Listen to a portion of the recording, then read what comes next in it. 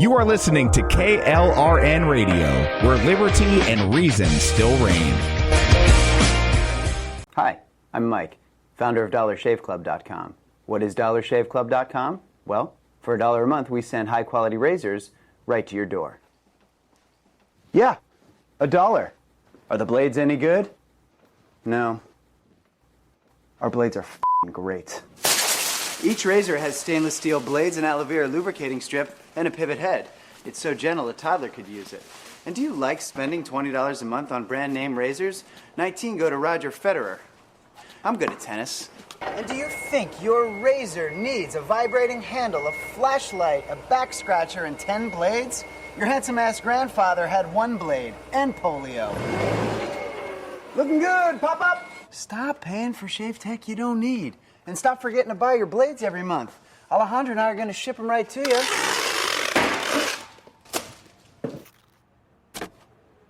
We're not just selling razors, we're also making new jobs. Alejandro, what were you doing last month? Not working. What are you doing now? Working. I'm no Vanderbilt, but this train makes hay. So stop forgetting to buy your blades every month and start deciding where you're going to stack all those dollar bills I'm saving you. We are DollarShaveClub.com, and the party is on. I know karate, I know jiu-jitsu, I drive like a gangster when I'm coming to see you, see you, see you, see you. A new year means it's time for a new home network that can keep up. With Cox Internet, you have the speed and coverage your family needs to stay connected. You'll enjoy Cox's fiber-based hybrid network with options for fast upload and download speeds. And if your household has lots of connected devices, Panoramic Wi-Fi may be the perfect fit thanks to its additional control features. Plus, with advanced security on Panoramic Wi-Fi, you'll know each connected device is securely protected 24/7. A whole world of connectivity is yours with Cox Internet. Learn more at Cox.com. Today, this breakfast isn't just breakfast. It might be the first McDonald's breakfast you're having at McDonald's again. This lunch might be a weekly tradition you hadn't had in weeks. And this dinner might be the first one you bought for not just you in a while. Whatever this order is for you, McDonald's will be here to take it. Get more of the chicken you love with a delicious McChicken sandwich for $1. And for an extra $1, add a refreshing Dr. Pepper. Dining rooms are starting to reopen in certain communities at participating McDonald's. Cannot be combined with any other offer or combo meal.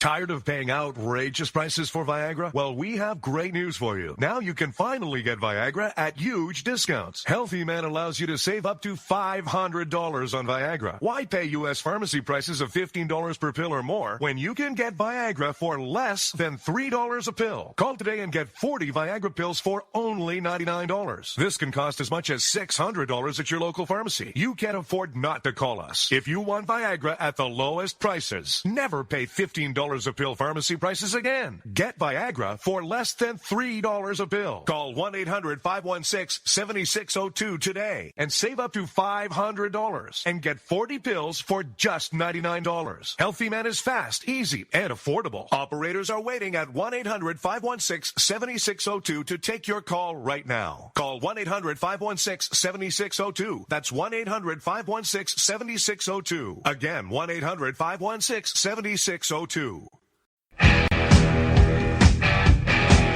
KLRN Radio has advertising rates available. We have rates to fit almost any budget. Contact us at advertising@klrnradio.com.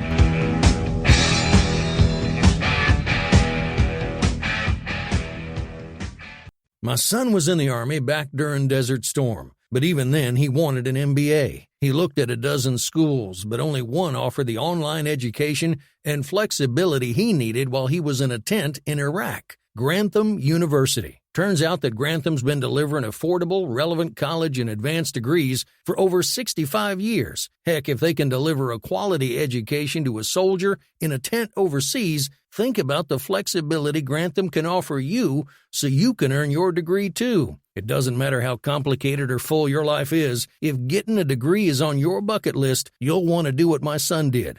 You'll want to call Grantham. Find out how easy it is to get started on your education so you can check that college degree off your bucket list. Call Grantham right now, 800-910-1370. That's 800-910-1370.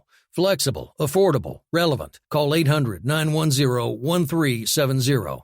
Attention business owners and independent contractors. This is a money-saving message from Tax Mediation Services. If your business owes $20,000 or more in taxes, we can help you today, right now. Listen, dealing with the IRS is no picnic. It's an intimidating and extremely stressful process, and you don't want to go it alone. Our attorneys know every law, every tax break, and every possible opportunity to help you resolve and reduce your tax debt. And if you owe more than $20,000, you may be at the top of their hit list. So don't take your tax debt lightly, because it will not go away on its own. The IRS can seize your bank accounts, your home, and even shut down your business. Call our tax experts today at 1-800-783-0810 and let us deal with the IRS while you focus on your business. That's 1-800-783-0810. Again, that's 800-783-0810.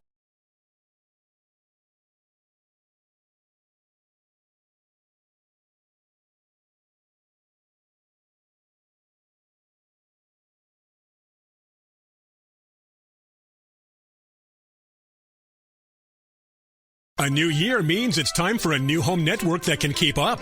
With Cox Internet, you have the speed and coverage your family needs to stay connected. You'll enjoy Cox's fiber-based hybrid network with options for fast upload and download speeds. And if your household has lots of connected devices, Panoramic Wi-Fi may be the perfect fit thanks to its additional control features. Plus, with advanced security on Panoramic Wi-Fi, you'll know each connected device is securely protected 24/7. A whole world of connectivity is yours with Cox Internet. Learn more at Cox.com.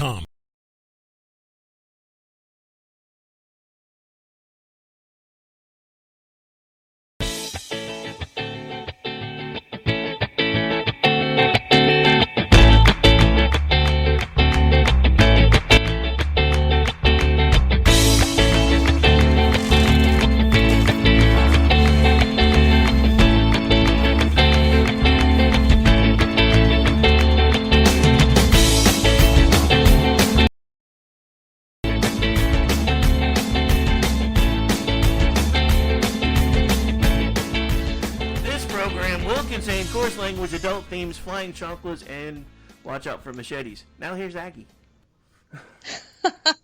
Welcome everyone to another episode of He Said, She Said. We are into October, so it's all things Halloween. And with me tonight is my absolutely fabulous producer and co-host of the evening, Rick the Rowdiest. How are you doing tonight? I'm just glad we decided to do something besides politics, because I'm about to start stabbing people. I'm done with the politics this week. It has been absolutely insane. There's a war going on. There's like 5 wars going on. Let's face it. It's not just one. And we are acting like children in our house. And I'm just like, yeah, I'm done. Stick a fork. Let's do something fun. Let's talk about something more topical and more fun and more, I don't know. I don't know. It's different. It's kind of a warm-up for you for tomorrow night, too, because tonight we're going to kind of do history of Halloween and Halloween traditions and fun stuff, and then tomorrow night on Juxtaposition, you're going to be going into with us to the whole, the whole history of witches, etc. So it's kind of a bit of a preamble, but this one's a much more broad topic. Right. But yeah, so it's kind of a twofer. Indeed. But Halloween's always. I'm kind of like, I'm two-faced about Halloween. There are two sides of me when it comes to Halloween. There's the fun side, and then there's the, oh shit, this used to be like the total. This is how it used to be. Oh wow, this is like super serious, So I'm like, and I'm Catholic on top of that, so. Well, I mean, so there's a lot. It's kind of heavy where I'm at. Well, yeah. So trust me, I grew up. Now I didn't really grow up at a super religious home. My parents shipped me off to church on Sundays, etc., because there was a bus route. So I became more of the uber religious one of my family. And I kind of see where everybody's coming from, because if you look at the history of Halloween, it started as kind of a scary thing, and all the people with religious connotations are like, you realize you're celebrating the devil, right? And I'm like, dude, We're celebrating the devil everywhere. What's one more day? Technically, it was a way to ward off the evil spirits. So we're not celebrating the devil so much as pushing him away. That's the way I always saw it. I mean, okay, so well, that was more like the Hispanic, like Catholic side to like assuage your guilt. Mm-hmm. You're not actually celebrating him; you're scaring him off. Exactly, and as Stephen in the chat actually brought up, it's based on the Celtic ritual of Samhain, and that was the summer's end, the day of summer's end, or the week, or the 3 days of summer's end, which brought on the dark days of the year. And they believed that that was the time where the bridge between the living and the dead was kind of broken, and the spirits could come in and haunt the living. So Catholics, being Catholics, we're good at two things: guilt and co-opting everybody else's rituals. Okay. That's kind of what happened with Halloween. Yeah, I'm just going to throw this out here real quick. The only group on the planet better than Catholics with guilt is Jewish people. Yeah, Jewish moms. I'm sorry. They have the corner. Oh, actually, no. I'll take that back. The best Jewish mom I ever knew was Japanese. I'm not even kidding, because my roommate in college, her mother was Japanese. Her father was an American. He had been stationed overseas, and that's how he met her. And lovely couple. And oh my God, she was a fantastic chef. And it was great because whenever she went home for the weekend, she would bring back all sorts of stuff. And it was like, yay, I was happy. But my girlfriend was, she was taking the MCAT. She was a junior, and she was taking the MCAT. She wanted to go into vet school. And she was one of two students that got into vet school without even completing her bachelor's degree. I mean, she was really smart. Okay. And at the time, Texas A&M was the only vet school in Texas. So it was very difficult for students from Texas A&M to get in, because they had to vie for spots that were, the vet school kind of preferred people outside of A&M. Anyway, so she takes the MCAT and she gets a 78. And she's like, oh, I have to tell my mother. And I'm like, what's wrong with a 78? I don't understand. Because I didn't know how bad it was, and it was bad for her, but anybody else would have been happy. Okay. So she asks me to leave my dorm room so that she could call her mother, because she knew it was going to be very intense. So I was like, yeah, sure, that's fine. I'll be right outside. Just let me know when you're done. 3 hours later, she comes out and her face is ravaged and she's in tears and everything and all that stuff. And I'm like, what happened? I told my mother. That's all she told me, was that she told her mother. And her mother was like so disappointed in her. She spent 3 hours telling Terry how disappointed she was. Why so that was the best Jewish mom I ever met, was Japanese. Why do I suddenly have the SpongeBob moderator with the French accent in my ears? 3 hours later. 3 hours later. It's even better when it's the French voice, but they're speaking German, because I had to watch SpongeBob in German.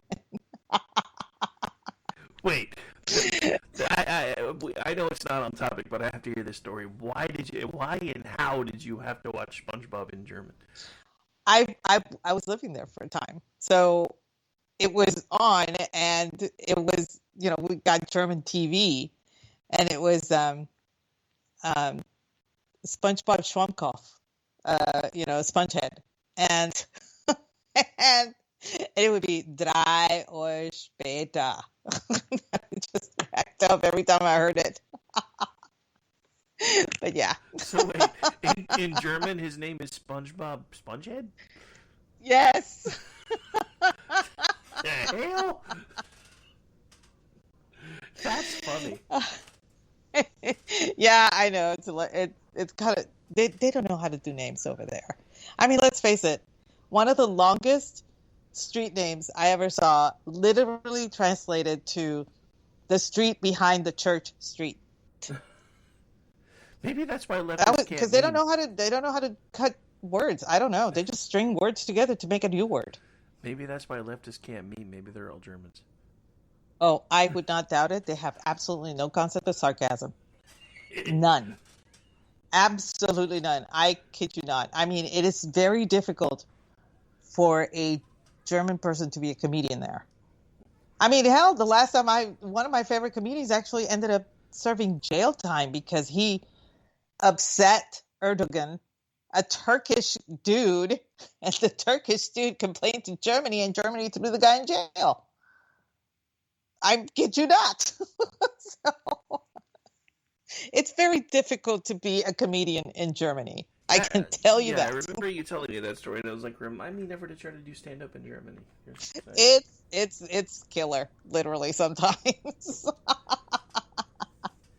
Yeah, that was... But anyway, as we digress, yes, you're right. I mean, Catholics do guilt very well, and they also do co-opting of other people's pagan rituals very well.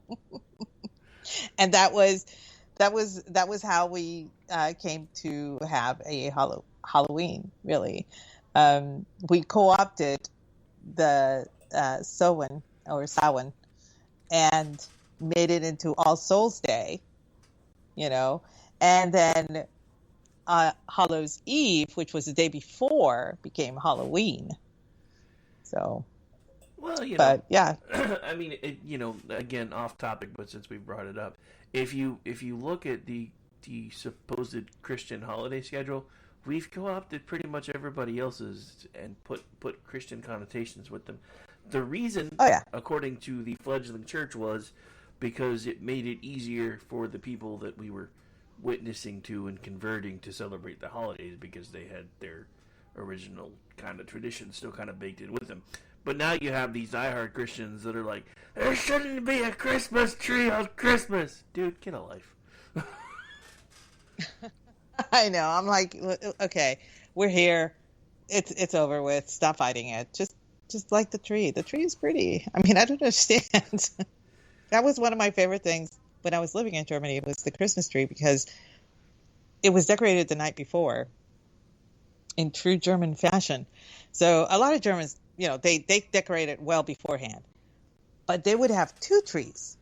They would have the indoor tree, which was decorated beforehand, like 2 or 3 weeks before, so they can enjoy it.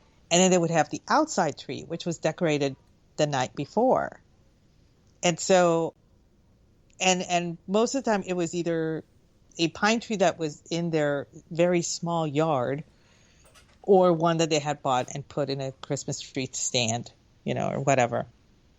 And that was one thing that I was always amazed, that no one would steal anything from these trees, because they would leave them up for the 12 days of Christmas. So it was a really pretty tradition to see. I hate to keep coming back to this, but I have to come back to this because of the chat. In German, a cat is literally a mouse dog. Why do I feel like Ralphie Wiggums came up with the entire German language? Oh, look, it's a mouse dog.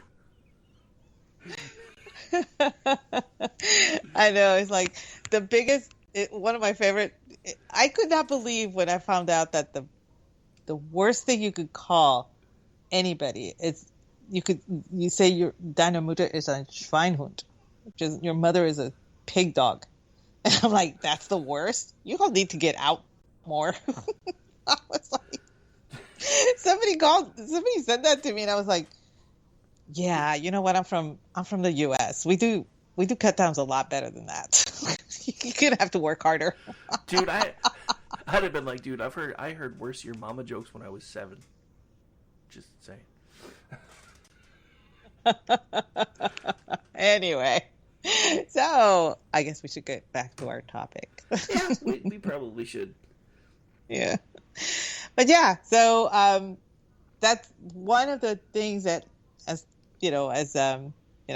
Stephen said, we did co-opt a lot of holidays into Christian tradition, made it into a Christian tradition and everything, which that's why you have Easter with 2 different things going on, because there are no eggs when it comes to the crucifixion. So, I always try to figure out what the Easter Bunny had to do with, Jesus Christ rising from the dead. I always try to figure it out. And then it just hit me. I was like, oh, there's two different things going on. That's okay. I'm not going to get upset about it. I just, finally, it makes sense and I could just go on with my life. But I mean, for a long time, because I didn't know when I was younger, I was trying to make those two fit. Yeah, Easter is actually the butchering the Celtic for it, but it's Ishtar, which is actually a fertility celebration. Which is where the egg comes in. Which is where the egg comes in, and then eventually, the Catholics said, "Oh, the egg hunt actually represents the early Christians looking for Jesus." Yeah, and then where's the bunny coming in? I mean, because he has no eggs. They're mammals. Well, I mean, the only thing I don't know. I don't really understand where the bunny part comes from, but yeah, that's always been kind of weird to me. But I don't know, the whole weirdest thing. Okay, all right. So Stephen actually explains it in the chat. Thank you. Wow, maybe we should add him on this show. I think so. Next time we're gonna rope Stephen into one of our shows. Stephen is, I have to say, I was lucky enough to meet Stephen in real life, and I can legitimately cross that off of my things to do before I die list. Because he is one of my favorite people. I have known him for quite a few years, and to meet him live and in person was just amazing. And he is one of the most brilliant people I've ever met. And I mean, people that don't know Stephen seriously lack something in their life. I'm just going to go out there and say that. He is an incredibly gifted person. Oh, and he makes the most absolutely awesome wine and mead you will ever have. Nice. And I'm so glad Jeff is not around, because Jeff would probably cry when I said that. But I haven't tasted Jeff's mead yet, so I can say that. So Amish has weighed in. He says the bunny has to lay the eggs because birds aren't real. Oh, yeah. Okay, that's right. Birds are not real. I forgot about that. In the list. Yeah. Wasn't it Reagan that did away with all the birds? Apparently. Okay. Yeah. That's what I thought. That's what I thought. Okay. So. Anyway. All right. Well, Steven's speaking German in the chat. That's one of the few languages I don't know more than a couple words in. So I have no idea what he just said. He says he doesn't understand me. Yes, you do. Don't lie. Anyway, moving on. Steven's probably going over there. He's probably thinking, "Thank God she's not within hugging distance." That would be like the most terrifying thing for him to get a hug. So he's not a hugger.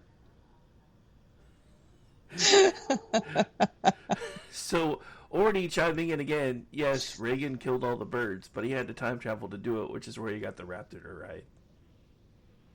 Oh, wow. Okay. Things are coming together. Okay. In Ordy's world, anyway. The rest of us are just I don't know. Going, what? I don't know. I'm pretty sure some of the birds are real because they're mighty tasty whenever I cook them for Thanksgiving. I'm just going to put that out there. I was going to say, I just had some really good yard bird for lunch, so some birds are real. I'm just saying. Yeah. It was. There's some. Others, not so much. So it's got to be some that are not real and some that are. Because I'm pretty sure I'm not eating any electronics whenever I cook a roast duck. So. Yard birds are not pigs, sir. Shut up. I know what pig tastes like. I'm just saying. I'm not Muslim. Anyway. That is one thing that drives me absolutely batshit. I heard a commercial for plant-based steak, Beyond Steak, or I think it was called. Ugh. And Ugh. and they were just going on and on and on. And I'm like, why do you have to put so many things together in order to get the taste of meat when you can just have meat? I don't understand your thinking. Well, the other thing, again, I know we're off topic, but let's stay here for a second. Because if you guys are eating this crap, you're killing yourselves. Have you looked at what's actually in these things? There's nothing healthy about it.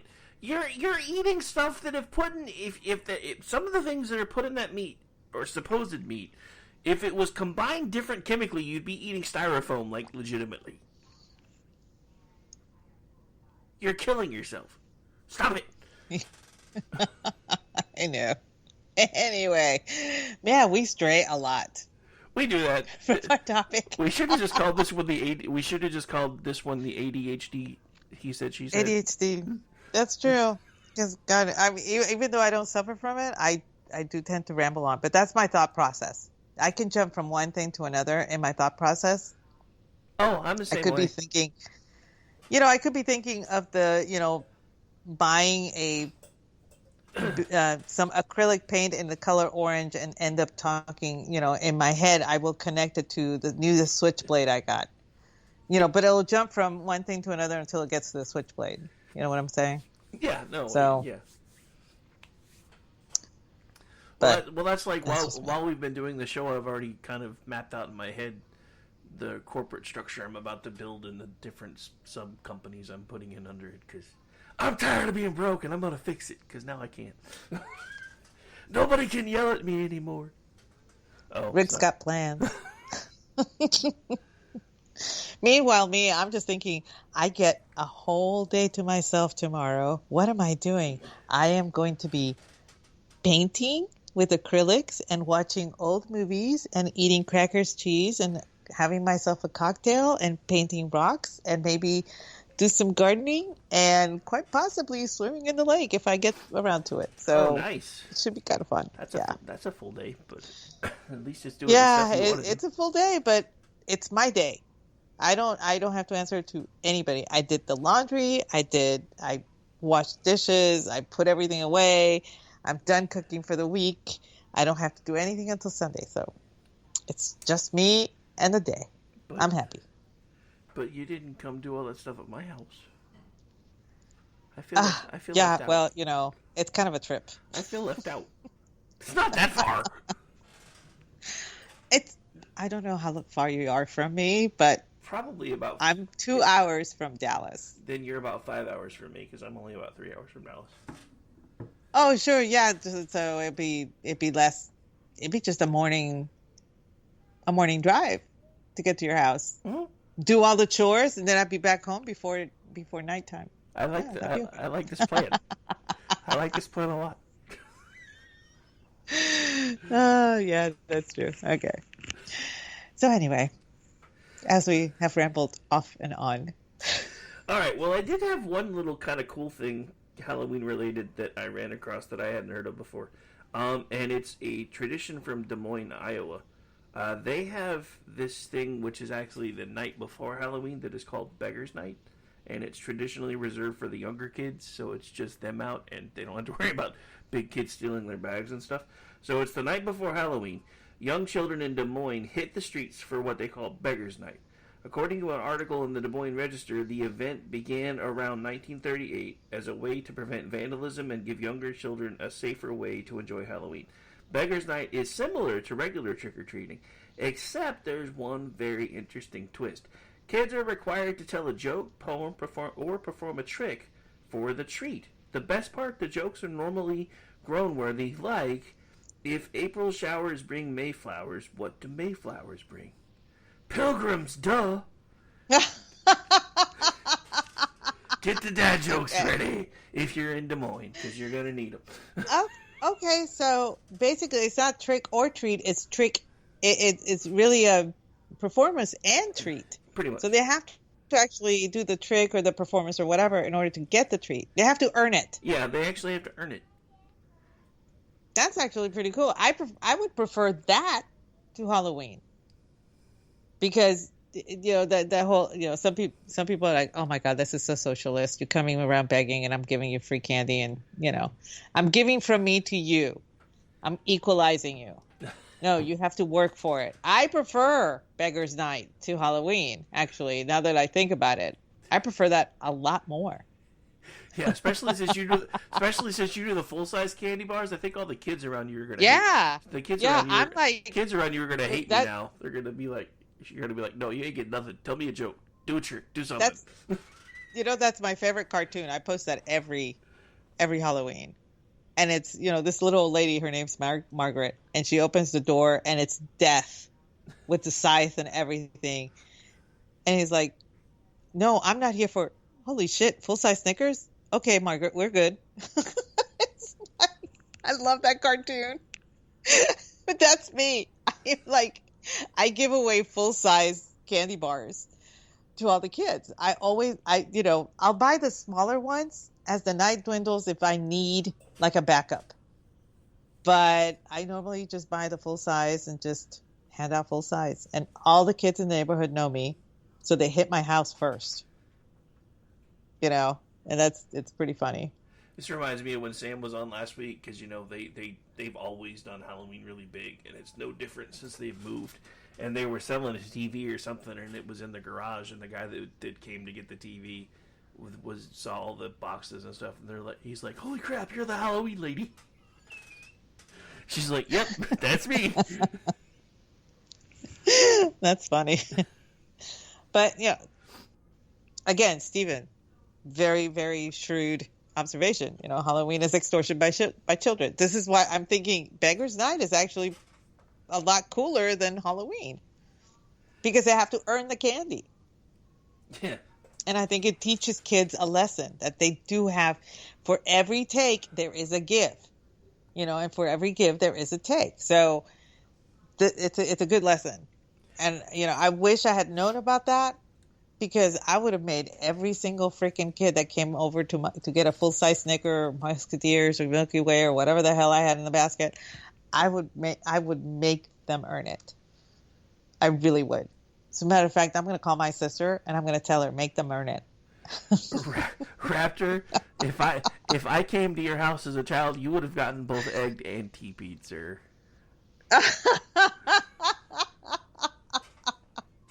Actually, one year, I think I was like 12 or 13, we went trick-or-treating, and I did not know that our dentist lived in our neighborhood. And, at the time, we lived in a lower income neighborhood. We had just gotten here from Puerto Rico. So we lived in a lower income neighborhood, and the dentist that lived there served the community, that community and everything. And so we're trick-or-treating and everything. And we get to his house, and we didn't know it was his house. And we still didn't know, because they were all in, wearing masks and, in costume or whatever. And they had little bags, so you could just take the little bag thinking, oh, wow, they bagged the candy for us. This is so cool. And so we would take the bags and everything. And inside the bags were a piece of sugar-free candy, a thing of dental floss, and a little card that said, after you eat this, you need to brush your teeth, and here's some floss for you. And I got home, and I was kind of upset when I saw that. My mom was over the freaking moon. She thought it was the greatest thing ever. And from then on, every time that we went trick-or-treating, before we moved, I was kind of leery of the house. But then, in retrospect, that was probably one of the kindest, coolest things that anybody ever put in the bag, because, the kids are going to eat all that candy at one sitting sometimes. And even though I had self-control, 2 or 3 pieces of candy after Halloween, yeah, you're going to need to brush your teeth. You really should. Yeah, I mean, it's not that the dentist did anything wrong. It's just, as a kid, you're like, dude, fuck you. Where's my candy? No, and it was funny, because I remember hearing kids getting toothbrushes, from the dentist or from well-meaning people. And then, for a time, after the scares of all the razor blades and, poisoned candy and all this stuff and everything, there were families that were giving out pencils and erasers and, treats that you couldn't eat, but you could use or something, or they were cute, little rubber band type of bracelets, hair ties, whatever, just things like that. And one year I did that, and it was what I gave away were glow bracelets. And I ran out after the first 15 minutes because we were having a block party and everybody wanted them. But then they also wanted the candy. And I'm like, I don't have any candy. I just have glow bracelets. What do you mean you don't have any candy? I'm like, so you want both? Okay, fine. I was like, I'm sorry. I don't have any candy. I just brought the glow. You literally wearing 3 glow bracelets that I gave you. Yes, but I want candy. It's like they still want the sweets. It would crack me up. But, you can never please a kid. I mean, I don't know. So I started giving, I did the last time that I had trick-or-treaters, I had two baskets. And if a parent came with a kid, the parent got to pick out a nip from the basket. I had the little, the itty-bitty alcohol nips, the little bottles of alcohol. I had a basket full of those. And so the parent could pick one if he or she was taking the kid trick-or-treating. The kid got the candy, but the parents got the liquor. Yeah, I was very popular. I think me being an asshole when my kids were young is probably part of the reason they're pretty libertarian now. Because I used to use Halloween as a good rule about why taxation sucked. Yes. It is. It's a good learning tool. It really is. But the kids don't want to learn that. They just want the fucking candy.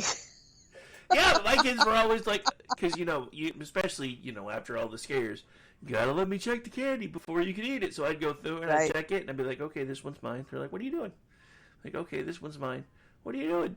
Okay, this one's mine. What are you doing?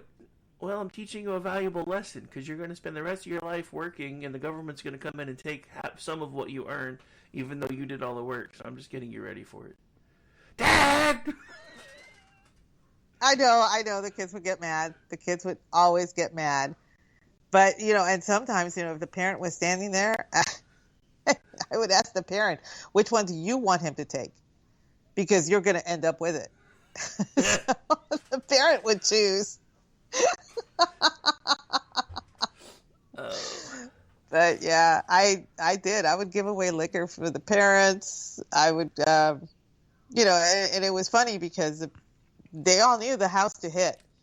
They knew Miss Aggie had the lowdown on Halloween. She had the full-size candy bars. She had the liquor for the parents. She had glow bracelets for kids when she ran out. I mean, seriously, I really got into it. But, on the other hand, it was like, damn, it's too bad we didn't know each other a long time ago. I'd have been coming down to Texas for Halloween. I was there. But the thing is, it's like some kids, like, they don't socialize a lot. Either because they're very shy at school or they have social anxiety. Some of them tend to be on the spectrum, that kind of thing. And every kid that came to my house, I never talked to them as a kid. I treated them as an adult. And there was one little girl. She was dressed like Wednesday Addams. And her basket, her mom made it look like Cousin It.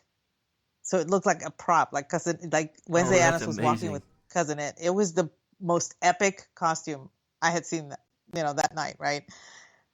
And, and I was talking to her about her costume and everything. And she showed me her basket, which was Cousin It. And she said, and this is how I did this costume. And this is what I did to get the dress and this and that and the other thing. And her mom, she's just standing there just watching her daughter talk. And I didn't think anything of it until, after I gave her, she chose Three Musketeers. And, the mom was like, she hasn't talked this much all week. She just doesn't talk to people. Thank you so much. And I was like, I didn't do anything special. And she's like, no, I think I know what to do now. And it's just like, you see a kid and you treat them as a kid, and sometimes they just won't come out of that shell. But the moment sometimes, if you treat them like an adult, they do come out of that shell and everything. So every kid that came to my door, I treated them as an equal. And to this day, my sister, she lived up the street from me, about five doors up. And last time I was there was this past weekend when I went down for the eclipse, and she told me, it's like, there are kids that are asking if you're coming back because of your Halloween. And I was like, you're serious? And she said, yes, because she also, she helps out in the school and everything. So, and she's very involved in the neighborhood. She's like, yes, I've had kids ask if you were coming back. I said, no, but I'll give you all my costumes. Well, I mean, that's how you know you've made an impact, even if you weren't really trying to. Yeah, I never really tried. I was just like, how would I want to be treated? What would I want to get in my basket? You know, that kind of thing. That I put myself in the kids' shoes, and so I would provide that. And that's what made it fun for me, because I knew this was going to make them happy. And just for that one, you know, the kids, I mean, let's face it, these kids get so excited about Halloween the moment it's October 1st. They start like, I want to be this, and I want to be that, and I want to dress up like this, and I want to dress up like that. And they, you know, they really get into that spirit, you know. I mean, you go to Party City, and it's like chock full of people in the costume section, just starting in September. You know, people trying to figure out their costumes and everything. And I'm like, the only thing I've ever bought at Party City for a costume was a wig. And that was the wig that I wore when I was Alice in Wonderland, the post-apocalyptic Alice in Wonderland. Yeah. And because it was the blue, the black, and the white. And I wanted that look to go with the whole costume. That's the only thing I've ever bought. Everything else, all of my costumes, I make myself. I hand make myself. With the exception of like the boxer's gloves for last year. When I was a TIE fighter. The greatest pun ever. I remember that. I was dying when you posted that picture. I posted that picture. My sisters all come, what the hell are you? And I'm like, seriously? None of you watch Star Wars? And one of them finally said, oh my God, you're a TIE fighter. And the other two were like, a what? And I'm like, yeah, I'm done here. Was I the only one in the family born with a cool gene? It was number 3 who figured it out. She's like, oh my God, you're a pun. You're literally a pun. And I'm like, yes, I am. So she's like, no.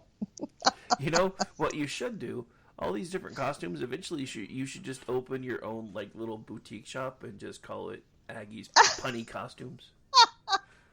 Somebody suggested I actually post them on Pinterest, and I'm like, no. I mean, it's there. I mean, I'm sure. I know that the birds has been done. I'm pretty sure the Psycho one has been done. I got the idea of TIE fighters from a con that I attended, and a guy was dressed up as a TIE fighter with ties, and you know, the ties and the boxing gloves. And this was years ago when I was single. So that was that idea has been percolating in the back of my head for just the right moment, and that was it. So, and this year I think it's going to be my last year dressing up. What? I'm not sure. I know. Everybody's like, oh, you can't quit. You can't stop. That's like when you talked about stopping your good morning tweets, and we were like, no! I know that I know everybody's like, no! I'm like, okay, fine, I'll keep going. It's like the pressure. No, yeah. Once you start a tradition, it cannot stop. Apparently, I guess not. I'll keep dressing up, even though I'm not dressing up for anybody out here. I mean, I literally live at the Boondocks. Nobody knows where I live. I mean, they don't even know that there's a house back here. That's how far removed I am from civilization. So, but I'll probably wear it for the trunk or treat. You know, I'll go downtown, and because we're planning on doing that. But I'll have to leave one of my props behind because I can't take it in. But everybody will recognize what I am when you see the costume. and I don't want anybody judging me harshly. X-Brad just kind of went screamish in the chat. I'm just saying.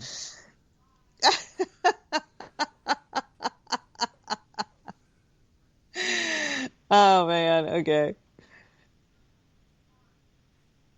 But no, it's not going to be anything like that. So, teenage sex summons homicidal maniacs and dream demons. Wow. Okay. And yes, X-Brad does know where I live. He's another one that I've actually met in real life. Also, extremely sharp, extremely intelligent, extremely funny, and he's one of the best people I know.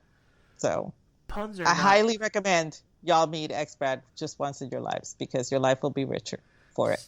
Steven, seriously. Puns are not evil, sir. Puns are punny. What do you mean they're evil? Read the hashtag.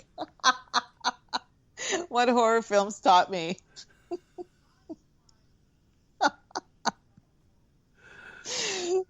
Oh my goodness, yeah. I saw a painting today. I was looking for a painting to paint little ghosts on. That seems to be the little TikTok sensation to do something like that. And I saw one of a little girl in a corner, and she was crying, and I'm like, oh, I can't see that without thinking of the Blair Witch Project. Forget that. Put it back. Speaking of, since you were out last week, one of the things we talked about last week was favorite horror movies. What's yours? My favorite horror movie, I actually have 3 because I classify horror into different genres. Okay, so there's the classic horror, the suspense. There's the horror with the deaths and all that stuff, that the more gory, and then there's the one with the humor. So I actually have 3. And in the classic genre, I have Ghost Story. That has to be one of my favorite movies to watch. And it stars Melvin Douglas, Fred Astaire, John Houseman, and you going way back, but I love Houseman, so yeah, that's a good one. Yeah, this was I believe 1980, 81, something like that. Barrymore, one of the Barrymores is in it, and the concept behind it was amazing. Even for the time, to this day, I cannot watch that movie without all the lights on. And then in the more gory, suspenseful, I would have to say The Thing with John Carpenter's The Thing. Yeah, the original. The original was fun too. I mean, I like the original, but John Carpenter never ends a film well. They're never happily ever afters. It always ends badly. That's one of the things I like about John Carpenter films. Vampires, Halloween, classic example. That one, that didn't end well. Obviously, 6, 7 Halloween movies later. But The Thing, when McCready and Childs are left after they destroyed the Thing, they're there waiting for God knows what, because everything's destroyed, even the radio, so nobody can come get them. And you see McCready, when he's speaking, you see his breath fog. But when Childs is speaking, his breath does not. And it chills you when you realize that. And that's how the movie ends. And I'm just like, I never noticed it until like 3 years of watching this movie every time it would come on and with all the lights on. And I never noticed it until one day it hit me and I was just like, holy shit. And of course, they deny it. Oh no, that wasn't intentional or anything. May not have been intentional. It's still really creepy and it makes you think and it makes you pause. So, and then of course for the funny, it's not really funny. It's more just like dark humor, but there's humor in it, but it's not supposed to be. It's Fright Night. So most of mine are in the older, when I was teen, growing up section, that kind of thing. But those are my top three. Fright Night was a fun movie. It really was. It really was. It really was. And I am so jealous because sometimes friend of the chat, Aussie Yobo, I don't know if you guys follow him or not. Also real life friend. I know ex-Brad follows him. They've met. I think they've met. And maybe not. But they know each other. He got to meet Amanda Beers last week. I was so mad and so really? jealous. Yes. Oh my God. Aussie Yobo is like the biggest horror freak I've ever met. He just loves horror. So he goes to all the horror cons and everything. And he met Amanda Beers, and I'm like, this is so not fair. Linnea Quigley. I mean, all of these people from the 80s, and he's just been meeting. Oh gosh, what was his name? American Werewolf in London. Oh, the guy from. He just met him, and I was just like, "You are such an ass because you didn't even tell me you were going to meet him. I wanted his autograph for so long. His name escapes me right now. So this is kind of not necessarily off topic, but it's kind of something that I've been thinking about for a little bit. With all the different genres we have on this network, I'm starting to wonder if we could start covering certain conventions like that, like we do the political ones. I've never looked into it, but I bet you there's probably a way to do it. Oh, I think that would be so much fun. It would be great. I can see half of the KLRN crew over at Sci-Fi Con somewhere.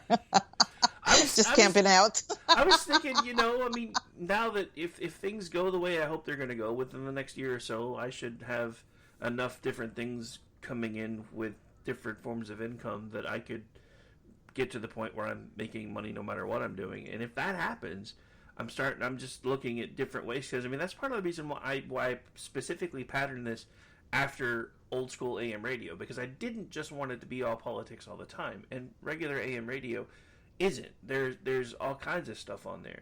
So with juxtaposition and everything else, I've really started wondering if we could start figuring out a way to get some sort of credentials or something to actually cover conferences like that, like they do with the political ones. I've never looked into it, so I don't know if it's actually a thing or not, but I'm going to find out. Thank you. David Naughton. He got to meet David Naughton and Jenny Agutter. He got to meet her too. So he got two from the cast of An American Werewolf in London. I was so upset because David Naughton is like on my top list of kitschy character actors of all time, and I just love him to death, and he is so adorable, and he's still cute. So I'm really, I was so mad. And then he gets to go to all these neat, cool things. But yeah, we should really look into going to some cons. They have a really cool Comic-Con in San Antonio. That one's a lot of fun. I've attended a couple of times, and they had, I think, when I went, Michael Keaton attended. So that was kind of fun. And I went to a couple of sci-fi cons over when I was living in Houston.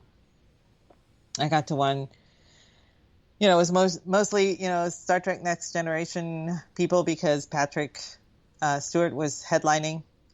And that one was hilarious because there were more Klingons at that con than I had ever seen at any other place in my entire life. And I had seen my share of sci-fi conventions before in Dallas. And I was like, they're all Klingons. But they're the new Klingons, not the old Klingons, the new Klingons, So there's like 18 different types of Klingons now, so I'm not sure which ones you're talking about. These were what I called the Mark Leonard Klingons, from the original series. Those Klingons. Those were the original Klingons. The new Klingons were from the Next Generation, the Worf Klingons. Those were the ones that were roaming in the halls, all over the place that in Houston. So, but yeah, there's a lot of variations now of Klingon. Pretty interesting. Well, Discovery kind of attempted to retcon that a bit. Apparently, the folks that were in charge of the Klingon Empire during Discovery's time were a kind of a different sect of Klingons. So that's why they had no hair and all this stuff. It's still kind of a throwback to because I don't know. Again, spoilers, but it's almost a 30-year-old show at this point. So if you don't know, I don't know what to tell you. Enterprise kind of explained why the Klingons used to look different in TOS versus Next Generation, and that's kind of what they used in Discovery, because it was one of those things to where you only saw. I remember them alluding to it in that episode in Next Generation where they kind of went back about the trouble with Tribbles. No, that was Deep Space Nine. Or Deep Space Nine. And they kind of alluded to it, but they never went into detail. But then they made up something for it, Enterprise. Just to kind of connect the dots here. So in that episode, basically, they time travel back to the episode where Kirk is dealing with Klingons at a space station, and the Tribbles are everywhere, and everybody keeps asking for Raktajino, and the poor server lady, who's actually not a part of the original episode, keeps telling everybody, we don't have that. So she comes over to the table again. She's like, please don't tell me you're about to ask me for Raktajino. And they're like, who else has been asking for Raktajino? They're like, the Klingons. And everybody's looking around going, Klingons? Where are Klingons? And she's like, over there, over there, over there. And they're like, those are Klingons? And Worf's like, we don't discuss this. It was really funny to see Worf say that. It was hilarious. We busted out laughing. But yeah, so in Enterprise, one of the times that Brent Spiner was actually on Enterprise, they actually explained all that, because it kind of throws back to the geneticist Soong instead of the robotic Soong, and basically, so the Klingons raid this facility and start figuring out how to genetically engineer themselves. So fast forward to Discovery's time, and when everybody gets so pissed off about the Klingons looking so much different, one of the people in charge says, well, this is just one of the offshoots that was caused by the genetic exploration that they did. Which I kind of wish they would have explained that in the beginning, because people probably would have been so pissed off. Yeah. It might have actually maybe helped save the show a little bit, because people were pissed off from day one, because the first time you saw the Klingons, they were like, what the fuck are these things? They look like fucking moles.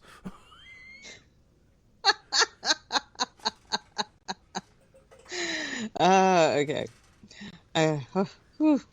Yeah, so. Oh, look, squirrel. Anyway. We should have just called this show Oh Look Squirrel. We should have, because we have rambled everywhere. As a matter of fact, tonight we went out to dinner, and we went to a place in town. Okay, so there's two places. So we went to place A, all right?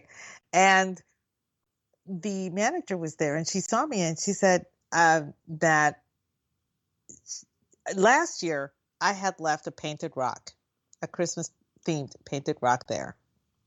And I left it on the counter, and she loved it so much, she put it behind the counter, and she pulls it up at Christmas time for decoration. And she saw me, and she was like, are you planning on dropping any Halloween rocks? It was like, I actually did one for your restaurant. She's like, oh, can you bring it tomorrow? She's all excited about a rock. And I was like, I get the feeling that you want me to do one for every holiday. She's like, that would be great. Just take one because she happens that the restaurant outside has really nice big paintable rocks. They're really smooth, right? So she told me, just take a rock and just paint it and bring it back. And I was like, well, okay. So I took one. That's another a new Halloween tradition. Nice. I steal rocks and I bring them back for Halloween. There you go. I think you've mentioned that one before, because I remember being taken aback a bit. Yeah, like, I still do rocks that a lot. Yeah.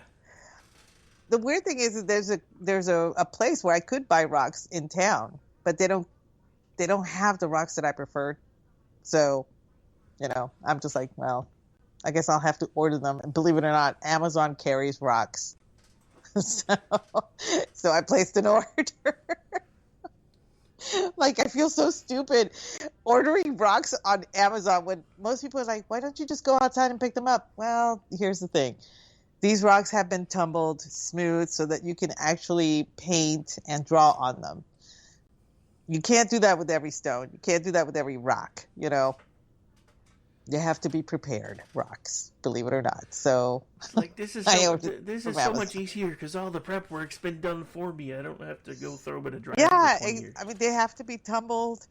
They have to be, you want them to be as flat as possible, and you want them to be as smooth as possible. So, I have one that has been stumping me forever. I've had this rock. I kid you not. I've had this rock for about since 2020 when I started this. So it's been floating with me for like 3 years. I finally figured out what to do with it. I looked at it and it finally clicked.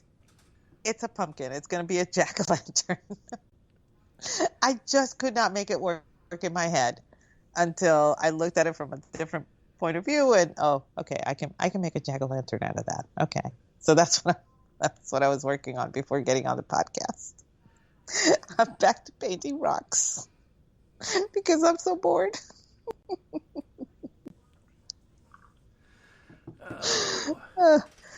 It's not that I'm bored. No, it's not that I'm bored. I have, house chores. I work out on the lawn. I grow, herbs, and I take care of flowers, and I cut down trees, and I cut limbs, and I make, I chop wood.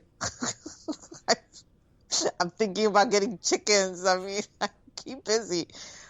But, I need to do something inside the house because I cannot do my furniture flipping inside the house. I don't have a place inside the house to do it in. And with the weather turning, I can't have big, I can't be working outside while it's cold. So I needed to get my creativity going. So I'm back to painting rocks. I don't know what I'm going to do with the rocks either. I might take them to trunk or treat and give the kids an option. If you want a rock, you can take a rock, or if you want candy, you can take candy. And I will bet you anything the rocks will go first. So Steven's still fact-checking the show. He says jack-o'-lanterns are supposed to be turnips. Yes. Originally, they were turnips. But when the Irish came over here, there weren't a lot of turnips. But there were a lot of squash and there were a lot of pumpkins. So they used the pumpkins as their jack-o'-lanterns. I recall learning that. But originally it was a turnip. And it's because a certain person, I don't remember his name, but I think what he did was he tricked the devil somehow. And when he died, and the deal was, okay, I'll let you go, but you can never take me to hell. You can never take my soul. So he let the devil go. And then God didn't want such a trickster up in heaven either. So he didn't allow him to come in. So he couldn't come to heaven and he couldn't go to hell. So he was cursed to be on the earthly plane for the rest of his afterlife. And thus the jack-o'-lantern came to be somehow. It's associated with that story, as far as I can remember. I'm drinking a screwdriver right now, so forgive me. See, I can't remember everything. I'm always so jealous. You're drinking all the time while I'm trying to keep everything on the rails. Just kidding. This is my first drink. And believe me, if you knew what I have been dealing with this week, you'd be amazed that I'm not drinking more. Anyway, back to you, before you corrected yourselves talking about being bored. You can't say that out loud. You'll make your man Perry feel bad. Just saying. Oh, that's true. My man Perry. Because my bitch Jessica is on hiatus now that the Christmas movies are on. Yes, I'm a little bitter. Well, I mean, she's the world's most prolific serial killer. She has to take a night off sometimes.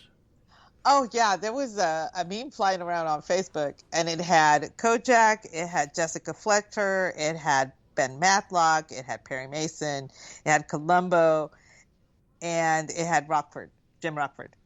And if you could choose one to clear your name from murder charges or something, who would it be? I picked Jessica, straight off. I said Jessica Fletcher. Because she will commit the deed and manage to guilt somebody else into confessing the crime. And people were, I must have gotten like 20 likes on that comment. Although I do have to say the screwdriver is apparently showing itself, because the name you couldn't remember for the guy from the legend, his name is actually Jack. It's where the name Jack-o'-lantern comes from. Jack. Well, okay, yeah. See, I'm telling you, I'm like 3 sheets out. Yeah, okay. It's from an Irish legend. The Legend of Stingy Jack is where that story comes from. So, oh yeah, and so I found that meme, the one with all of the Jim Rockford and Perry Mason and all that. It was in a group that I'm in, and a friend of mine on Facebook posted it, and it was posted in a family group, and I was like, everybody's taking, so so the writers group that I'm in, so that's the one I said Jessica Fletcher, because she'll pin it on somebody else. Everybody's gonna be like that, and of course I said that to my friends, post too, and then in the family group, I didn't even have to say anything. My sister said, "Oh, we know Aggie's gonna pick Jessica right off." It's like, yep. I didn't have to say a thing. I mean, seriously, she is the most prolific serial killer in TV history. And not only is she good at it, she manages to con somebody into actually confessing the crime. She's really good. I kept waiting when they did like the later year Scooby-Doo reboots.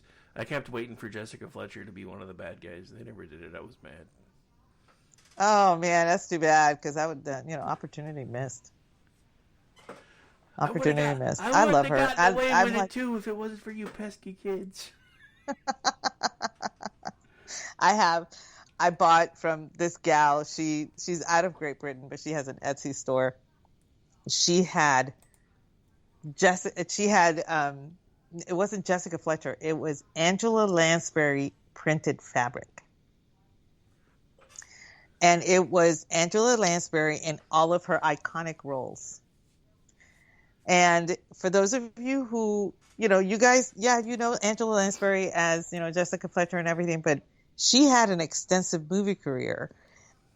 I mean, I cannot stress how extensive this was, but she always managed to have an iconic look in almost every film that she made. And so I saw that fabric, and the gal was making pillow coverings out of it, that you can put a pillow form inside or whatever. And I ordered one. And she said, "What size would you like?" And I told her, in centimeters, because, Britain. And, so it arrived, and I looked at it, and I just started saying, this was from this movie, and this one was from this movie, and this movie, and this movie, and this movie, this movie, this movie. I identified all of them. And my husband was like, "I knew you liked her, but I had no idea that you were this big of a fan." And I was like, "Oh yeah, I've always been a fan of Angela Lansbury. It is my most prized possession. It's my Angela Lansbury pillow." But that sounds kind of, never mind. She was in one of my favorite horror plays. Actually, it's a musical, Sweeney Todd, The Demon Barber of Fleet Street. And she made that role famous. And I was really upset when Tim Burton decided to make it into a film, because I knew it was going to be campy. And it's not a campy role. It's a very up role, because it is a musical. And had he kept it, lively like that, it would have been fine. But he made it more dark. And so I was kind of disappointed with his rendition of Sweeney Todd.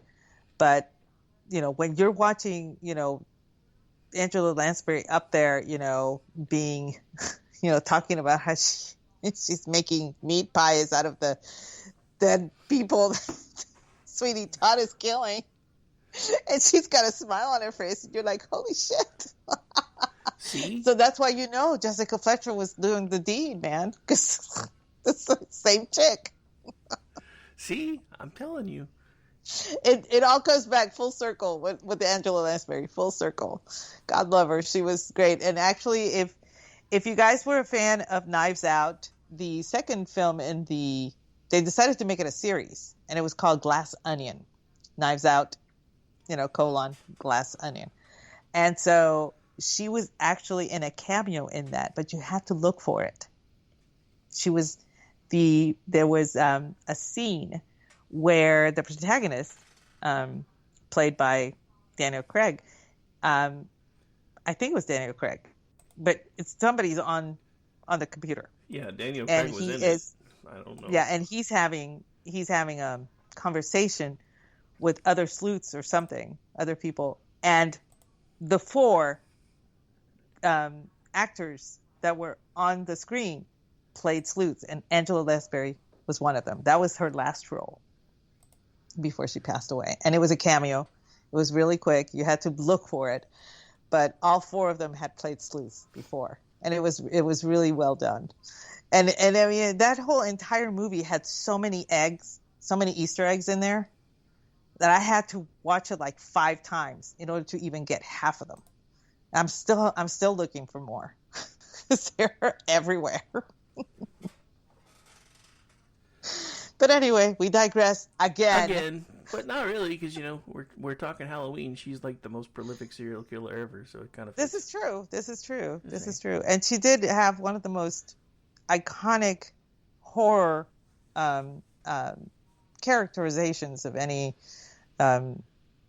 sweet little old ladies ever. That was in Sweeney Todd.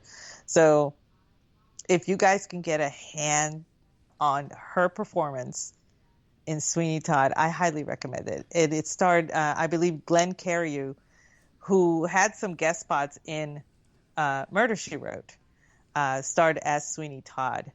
And it was, that was kind of like, she never forgot anybody that she worked with. When she was doing Murder, She Wrote, she always had a spot for any of her old cast members from other films. So Glenn Carew, because he had been her partner in that musical, he had like 10. He was in like 10 of her episodes or something like that. And one of the characters from Cabot Cove was played by none other than Julie Adams, who was made famous by being the gal in Creature from the Black Lagoon. So that's how she got her start. And she did a few episodes of Perry Mason, and went on to do other stuff in between. And then after she retired, she came back and she did Murder, She Wrote. Actually, she kept acting off and on until she passed away. I think she was about 90 when she passed away. But it was amazing. I mean, everything. So many people that worked with Angela Lansbury early on in her career ended up on Murder, She Wrote. It was amazing. Every time I turn on, and like, who? I would actually go look, where did she know him or her from? And I would go look, and sure enough, yep, there it is. And it would go back, because she had an acting career that spanned over 60 years. She was Elizabeth Taylor's older sister in National Velvet. So, and a lot of people didn't even know that. And I was like, oh yeah, I remember that. And she was so young and she was so pretty. I was She going to was say such a stunningly beautiful woman. it was black and white days, but I'm looking at a picture of her right now. She was hot as fuck, dude. Yeah, she was. She really was. She was, and she was always an amazing actress. And like I said, she never forgot anybody. And that's one of the reasons why a lot of people came back and acted in her TV show, had a resurgence of their acting career, like Julie Adams. You know, that it kind of it motivated their careers again, or something. I can't think of the word. I'm so drunk. Rejuvenated, revived. Thank you. That. I spend half my day in front of a thesaurus now that I write for a living. So yeah, getting better. I actually, believe it or not, Stephen, I did not watch National Velvet until after I saw International Velvet with Tatum O'Neal, because I was pretty young. I want to say it was like 13, 14, 15 when International Velvet came out. And it came on HBO, and my dad told me, I was like, oh, that must be the sequel to the first one. And I was like, the first one? I had no idea. And so a couple of years after that, I found it, and I watched it. It was like, oh, National Velvet is so much better. So much better. But International Velvet actually ties up a few loose ends because, you know, in National Velvet, she doesn't get to keep the medal. So, you know, and then, you know, years later. Huh? I said shenanigans. Oh, just kidding. I know, because she was a woman. She was not allowed to compete. So she masqueraded as a boy. So the International Velvet, you know, it was her niece, you know, came to live with her. And I forgot who played the aunt, but the uncle was played by Christopher Plummer. And I saw him and I was like, that's a dude from Sound of Music. It's like, oh man, that was pretty funny. But yeah, so as much as people panned International Velvet, I actually enjoyed it because it did tie a few loose ends. You know, at the end, she does win the gold medal for Great Britain, writing for Great Britain. And at the end, you know, she ends up getting married to the American that she met there, and she goes back to America. And the end is really lovely. She's, you know, the aunt is like walking down the beach or something. And you know, Christopher Plummer comes to her and says, a package arrived for you. And she opens it and it's the gold medal. And he said, and the note falls out and he picks it up and it comes with a note. And she reads it and it's like, you know, because you didn't get to keep yours. And then he tells her, and it was delivered in person. And she turns around and there's her niece, you know, running and her husband's behind her. And they just, you know, they hug and everything. And it was actually really cute. I loved that movie simply because it was really neat.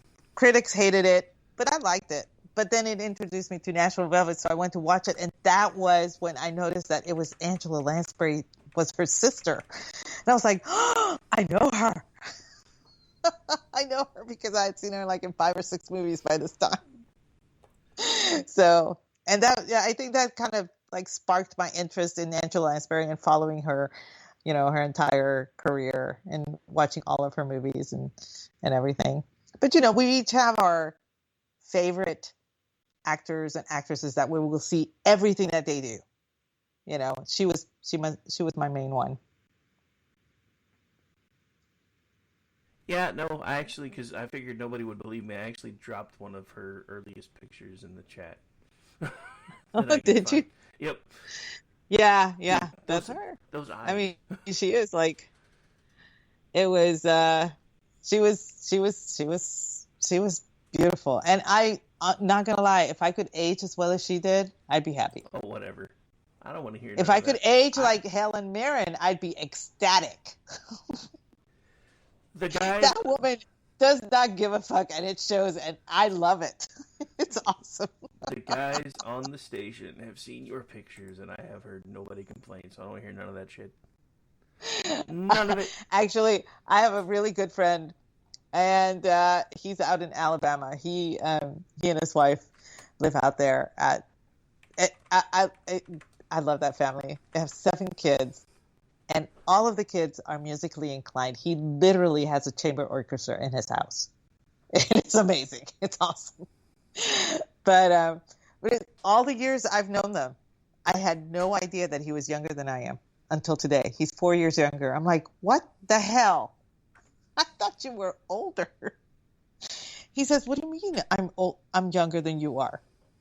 And I was like, dude, I thought you were younger. I thought you were younger. I sent him a message. I thought all this time.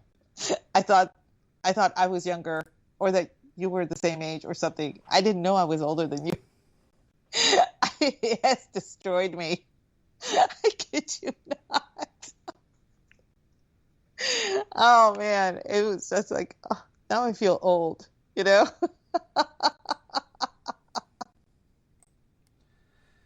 Yeah, well, you're not old.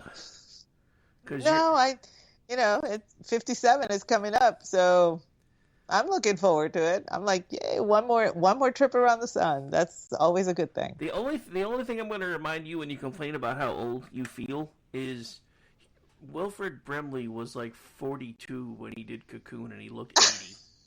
So I'm just saying. I think he was like 50 something, 51 or 52 when he did Cocoon, but everybody else was in their late 70s, early 80s. I could have swore I remember looking it up somewhere. I think they said he was in like his mid 40s, but I'd have to look again. But yeah, he was considerably younger than everybody else, all the other gentlemen that were in there. And I crack up because, everybody remembers Hugh Cronin and Don Amici and doing that. And they were all supposed to be the same age. And meanwhile, you're like, not Wilfred Brimley. No.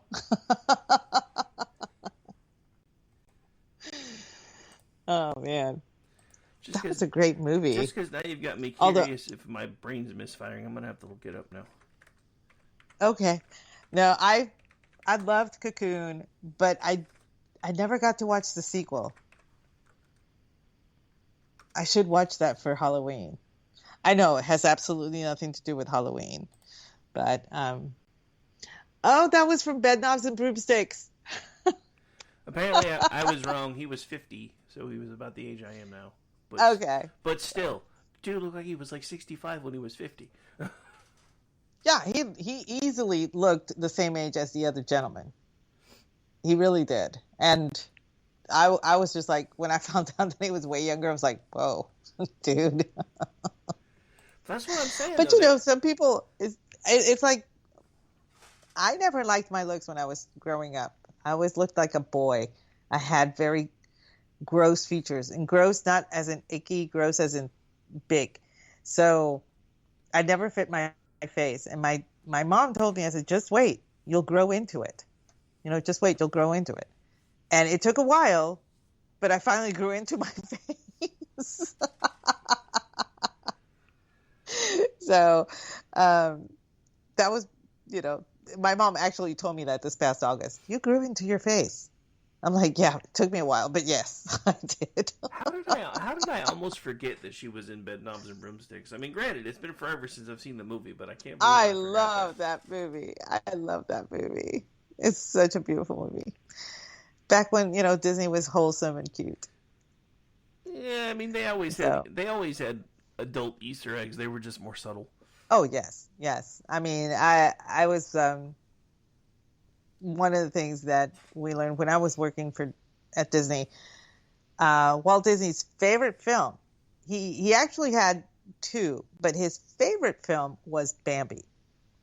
But his most accomplished film, the film that he was the most proud of, was Pinocchio. And a lot of people could not make those two work. And Bambi was a story that he grew up with. So when he developed that for the screen and brought it to life, it was a very personal thing for him. But Pinocchio had a set of moral standards. And for him, that was the pinnacle of everything that he wanted to put in a film for kids. Because he really believed in teaching kids a way to move forward in life with a good set of moral standards.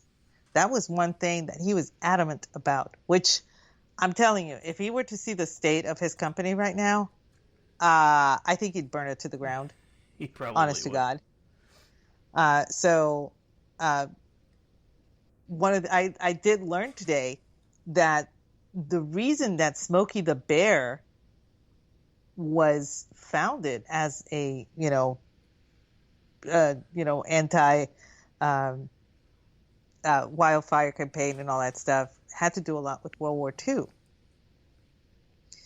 Bambi came out, I think it was 1941, 42, something like that. And so at the advent of World War II, we were very afraid that enemies would come inland and set wildfires. So Walt Disney agreed to let the U.S. government use Bambi as a promotional tool to educate people about forest fires. And, you too can prevent forest fires, because Bambi lived in the forest. You didn't want to hurt Bambi. But the proviso was that they could only use it for 1 year. So for that year, the government had to come up with a new, character to help teach people about the dangers of forest fires. And that's how Smokey the Bear came to be.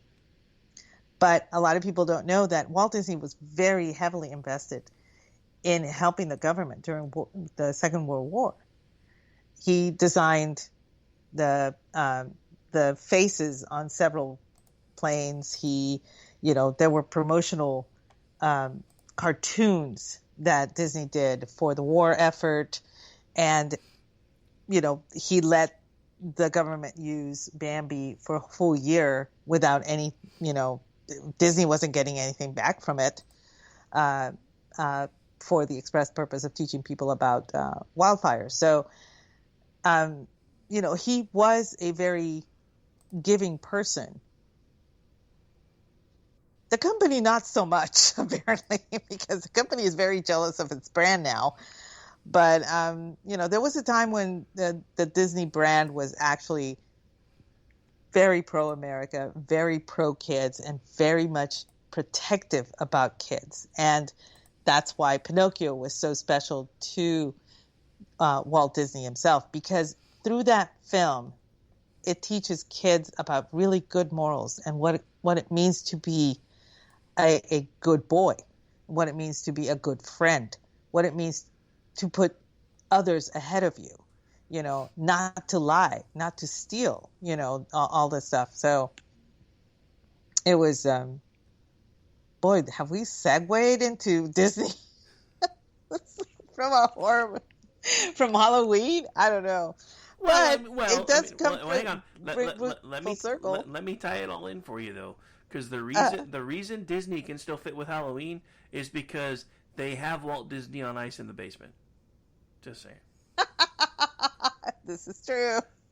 That was the biggest rumor. You have no idea how many times I was asked. Do y'all have him in cryogenetics or whatever it's called? And I'd be like, ma'am, I'm just here to take your money so that you have a free souvenir. I didn't know what to tell him. But we were always instructed, no, he's not in a basement. He's not under. Now we do have there is a tunnel system. Don't get me wrong. There is a tunnel system under Walt Disney World. I know because we have to employ it all the time. There was no way that we could cross the park with all of the people there to get from point A to point C, in a certain amount of time. So we had to there were several ways to go through the tunnel so we could get from one point to the other without disrupting the tourists' that were in the park. But I don't recall ever seeing, a super secret place that would have him on ice. I'm not saying it's not there. I'm just saying I never saw it. I never took all the tunnels, so I don't know. But I do remember that one time at the Haunted Mansion that there was this lady. She refused to get on it. She felt that because it's called the Haunted Mansion, that it was haunted, and she did not believe in those haints. And I was just like, man, we get all kinds. Speaking of haunted mansions, then we probably should wrap up. Well, first, because I've managed to tie almost everything we've talked about back into Halloween tonight, I'm declaring myself the reigning master of 6 degrees of Kevin Bacon. I'm just saying. But speaking of Halloween, at the same time, and Ordy and I actually, this is part of a juxtaposition we covered once. The most famous haunted mansion in history. Take a guess. The most famous haunted mansion, what, here in the United States or in the world? No, in the U.S.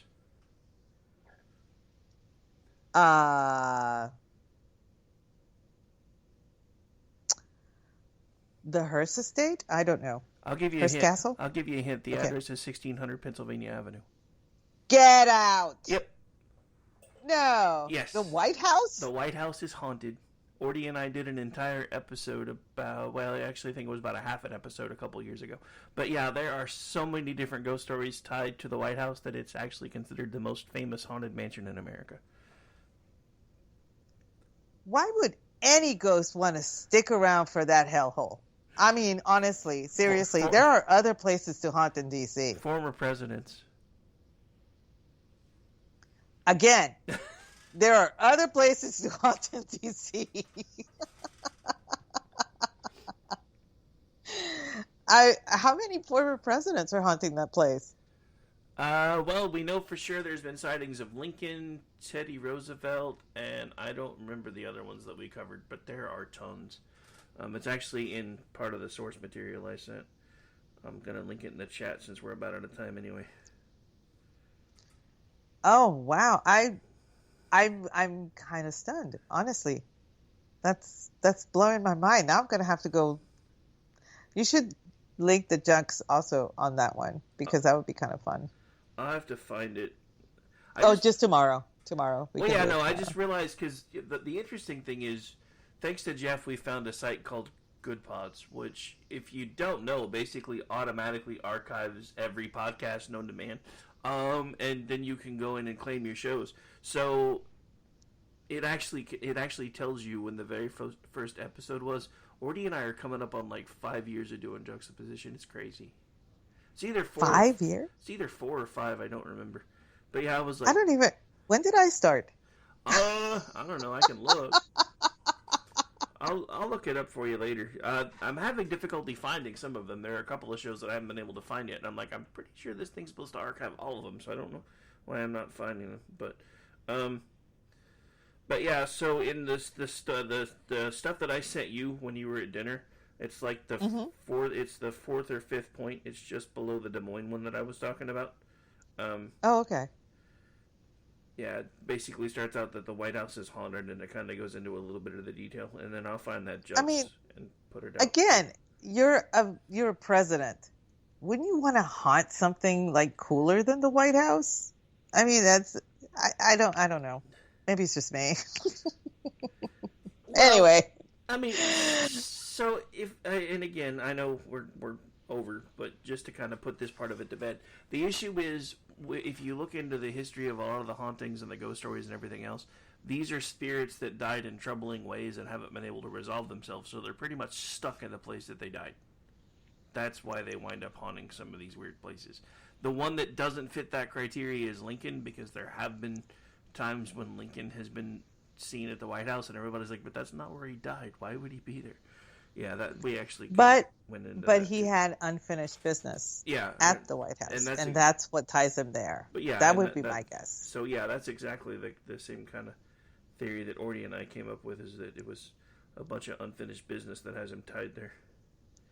But the thing about it is, when you keep in mind all the different ideas of what ghosts are and what they can be, these could also just be echoes. It's not True.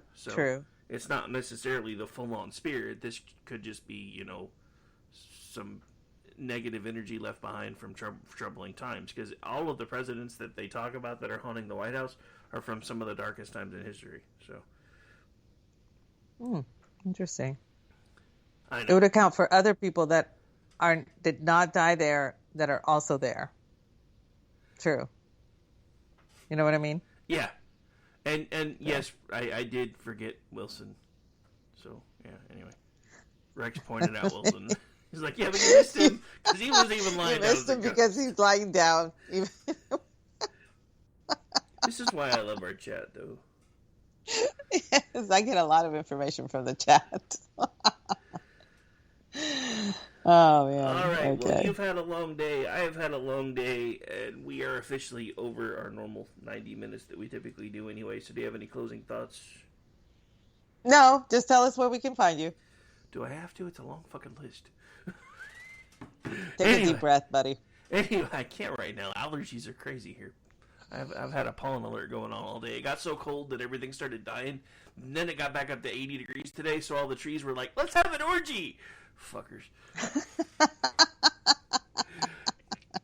Anyway, so where you can find me tomorrow night, 11 p.m. Eastern, Juxtaposition Juxtober with Orny Packard and special guest Aggie Rican as we discuss the actual historical, witches. I keep trying to use that fancy word that you have a degree for, and I keep forgetting it. And I haven't even had anthropology? Yeah, well, I guess not really that one. But yeah, just I don't know. I know what I'm trying to say. I just can't make it come out of my head. Anyway, so we'll be doing that tomorrow night, 11 p.m. Eastern. Are you sure you can stay up that late? I can stay up late. I promise. You got a DVR, Mason? No, it's Star Trek tomorrow night. Oh, that's right. Anyway, so and then off Sunday, off Monday, Tuesday, I have a special guest who has actually been affiliated with the station before, who is coming back on because she's Jewish and she has some things to say about everything that's going on. So we will be preempting the Loftus Party and probably airing that after you and Brad get done to do that one. And then, of course, I'll be producing for you and Brad and the Loftus Party after Wednesday. So you'll be live after our show? No, I'll be live before your show. Oh, okay, cool. And then you guys will be live, and then we'll do the Loftus broadcast after. Then Wednesday night, full boat, except it's off the rails, and then supposed to be time for Toxic Masculinity again. And then red wine, and then nightcap with Orty, and then whatever should be back, because Stacy should be off vacation, which it still technically was on this week, because I did it without her, because I can do that. And then 10 p.m. Eastern on Thursday night, the Jen and Rick show. Then I'll be back around here with you in this one way or another. Hopefully doing the Halloween episode that we plan on doing tonight, as far as like the annual Ghost Stories thing that we've been putting together lately. But that one kind of fell apart last minute, so we're going to try again next week. And then when I'm not doing all that, you can find me on most social media platforms at RowdyRick73. You can also find me as the executive producer of the Loftus Party podcast that drops every Tuesday, and as a contributor on LoftusParty.com, and a contributor on Twitchy.com, because Lord knows I don't have enough to do. Yeah, you don't. You sound like you need a hobby. Well, that's why I'm building a company now, too. Anyway, where can folks find you? You can find me at Aggie Rican and at Aggie the Barkeep. Those are over on X. You can also find me Tuesday nights, 8:30 p.m. Eastern, doing the Cocktail Lounge with the ever suave Brad Slager. Friday nights, 8:30 p.m. Eastern, doing He Said, She Said, usually with Mickey Blowtorch, whereas of late with my wonderful producer, you. And last Wednesday of every month, doing Toxic Masculinity with the gents, G, Orty, and yourself, Rick. I bring the drinks, and we normally have a Babe of the Month. I'm not sure if we have one scheduled, but I'll see what I can find. Yeah, no, things have been kind of crazy for G, and he's kind of been the Babe of the Month designate lately, because I've run out of people I can invite. I don't know that many babes. I'll see if I can snag somebody. All right. Okay. I think G would appreciate that because everybody knows he's in a lot I'm going sure. Yeah, he's pretty strung out right now. So if y'all can spare a thought for G, that'd be great.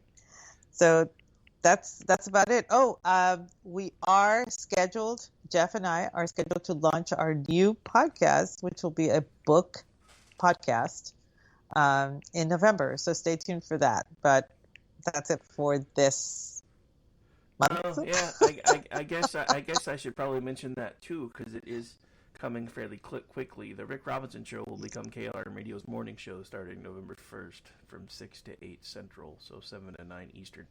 Did I mention that apparently I think I don't have enough to do?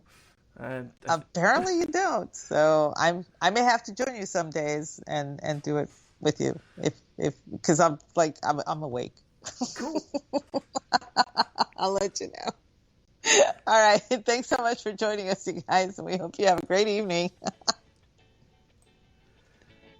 Bye, everybody.